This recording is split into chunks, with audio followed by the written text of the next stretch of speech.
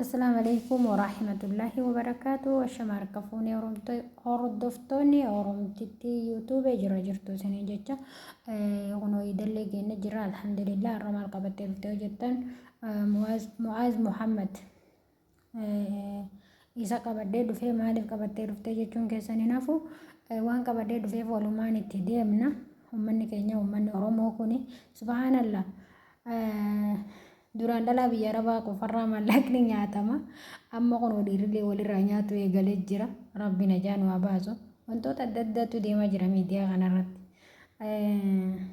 rabbiin kayriyaa godhu manni keenya akka waan hin duune akka waan guyyaan boruu sun qabriin sun nun eeggannee takkatti haqa namaa tana harka miidhan barbaadanii fuudhaa jiranii rabbi najaan waa baasu haqa namaa irra akkasuma immoo mu'aaz maaltu mudatee kan jedhu mee viidiyoo isaanii ilaalle walitti haadachaan isiniin jaa hordoftoota kiyya. Addunyaa garaagaraa irraa teessanii sagantaa Oromiyaa Isteet Miidiyaa hordoftan hundinuu bakka jirtanitti nagayaa fi illee waan guddoo daleeyde seenaa takkaa hin beekamne gartee bakka saba biraa malee bakka bashoota malee namni keenya takkaa dhaabbatee hin beekne nama dhaabbateedhaati. Dhuguma san dubbachuu bargaa qooda olii kaa'uunis gaariidha. Achini geessa jee yaadne akka mataa kiyyaatti anuu yaadne namni biraatis hin yaadne gabaabdumatti nama sadarkaa san gahee tattaaffii tana keessa gufuu hedduutu jira gaa namni yeroo guddina irra jiru qormaataa jira qormaanni kun sibiillee hoggaa ibidda keessa kaan bar ni diimataa hoggaa diimate san hoggaa tumte ni qarama yoo osoo ibidda keessan kaayin tumte hoo ni qarama tasumaan qaramu jechuudha kanaafi chaalenjiileen tuni si qarti akka ati egeree fuuldura kee bakka gahuu deemu san taargeeta rabbiin kaani geessisee barsii kaayee takkaa jira kaatiin beekne kanamni isin beekne yeroo bakka san geessee akka ati chaalenjii hunda accept godhuu dandeessu rabbiin si qopheessuudhaaf ni jiraami gitin tirtee kuftee ka'aa waa hedduu dabaabachaa akka deemtuuf waggaa baranaa waa hedduu dabarsitee egaa san keessa ammoo edaati ibsite tuni bakka waan sarpiraayiz nama hundattuu jechuudha mataa kiyyarraa kaasee akka malee sarpiraayiz nu goote keessattuu nama itti dhiheenyaan ati walitti dhihaattu kan sii fi isallee walumaa gata isin jaalannu isin kabajnurraa wanti akkasii hoggaa gama keetiin dhageemte namni hundinuu ni rifatee mee jalqaba gartee akkamitti walitti dhufe waan durraa haa eegallume. Galatoo Medina ol gaafii bareedduu na gaafattee kallattumaan akkatti walitti dhufne irraa eegalu. Duraan dursee guyyaa dura anaa fi obboleessi kiyyaa yookaan namni ammaan himatatti banu jiru kuni wal arginu. Obboleessa keenya murtii itti wal nu qunnamsiise. Isaantu walitti saahiba isaantu na dura ol beeka. Gaaf sana umraa deemuuf deemna waggaa lamaaf waa dura gaa umraa duraa sanarratti gaafaan dura umraa dhaquuf deemu sun guyyaa dura achitti. Uffata ihraamaa kana uffata adii kana bitachuudhaaf gara markaatoo deemna ture. Achumaan maammee kana argee wal beekanii makiinaa isaa dhaabsisee eessa deemu jirtu walaftillee Ramadaan akkana deemu jira. Nu geessi gaafa markaatoo jeetuma achumaan makiinaa seennee markaatoo uffata bitannee maal jennee achumaan wal barree nutillee guyyumatti aanu filaayitiin qaba murtiin guyyaa tokko na booda bahee waan ta'eef guyyumatti aanu achii bahee kunne. Sun akkuma wal barnootatti wal barreeffama kunne walillee hin beeknu gaafas. Imalli garamitti? Achi ammoo gaafa. Imalli garam ture? Imalli gara Suudii ture. Achi gaafan as deebi'u sirriitti ganaa wal baruuf jiraan. Amma achi gaafan as deebi'u wal barree maal jennee gaa normaalii jireenyi ittuma fufee dalagaallee haga sa'aa tanatti dalagaa waliin hin eegalle. Amma jidduu tanaa dorgommiin guddoon sunis dhufte. Osuma akkasitti jirru. Dorgommiin guddoo sunis dhuftee guyyaa keessa osuma wanteechi jirru obboleessa keenya Jawaar Mohammad tokkos ni jira. Nama afur akkasuma faana tana osuma deemu jiru barbeejaan tokko dorgommii kana gadhiise. Dorgommii tana dorgomuu waan akkana tana dorgommii illee hin beeku.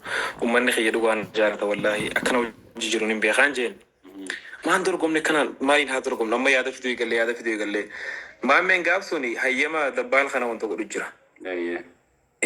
Wanta tiraavilaa kana babbaasu jira. Hayyama hituu tokko kana qofaa bitu. Waayee tokko akkanuma babbaasu jira hayyama isaa. Tan booda maaliif kanaan hin dorgomnee yaanni ijoo dhufee achumaan dorgommii seene.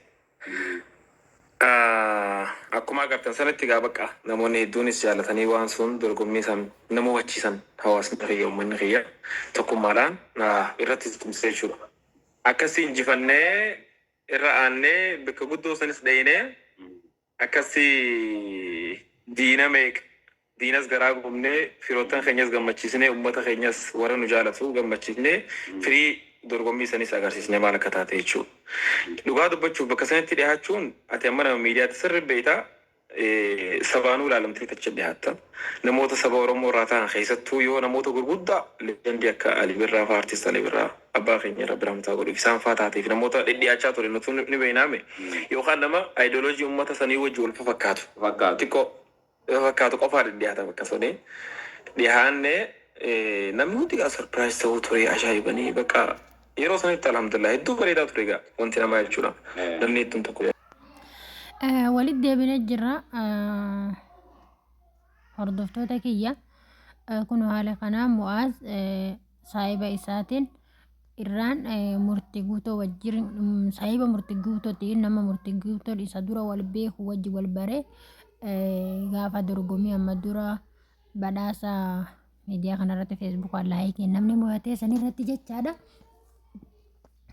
Akka kanaan gaafa mo'atu birrii sammoyatee yeroo argatu inni achirraa kan argate 500,000 garuu 500,000 kamaatii isaa natti fakkaate itti dabalee maammee isa jaamu kana gurbaasu suuraa isaa duraa san irratti jechuudha ammaasitti suuraa kana beekumaa fayyadame gurbaa sanii wajjin dabbaal mootii jedhamu maali waan isaan irratti hirmaatanii waan san hojjennamu maal jedhanii gaafa san irraa fuudhee gurbaani.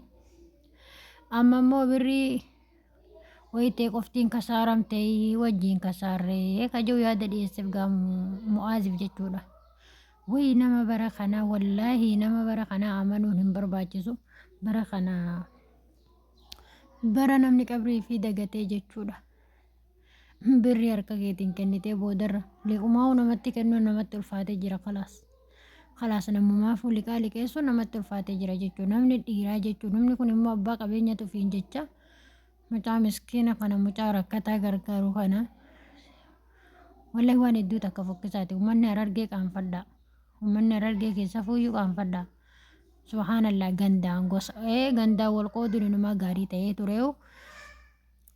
Gosaan shanyii wal baaftanii biliitatti wal baaftanii diinaa wal qooduu diinaa wal hiruu akka horii qircaa qalamee jechuu akkas wal godhaa jirtanii rabbi isin haa qajeelchu garuu birrii isaa deebisuu fi qaba waan qabu gurguree jechuudha.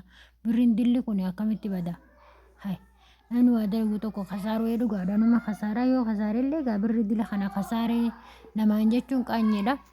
Amma gaa kunoo Mu'aaz kissii irra banee jira. Kissii irratti banee jechuun gaa amma gaafa kissiin kun irratti baname kanaaf edda mootummaa naannoo Oromiyaa kana jala dhaabbate seegaa kun mootummaa naannoo Oromiyaa kanatti dhiyaatee jira. Kanaafiyyuu gaamman tanaa seerri gaa inshaallah haqa isaa jala rabbiin haqa isaa jalaan balleessine namni kamuyyuu seeraa olii miti. Kanaafuu birri isaa deebi'uu fi qaba.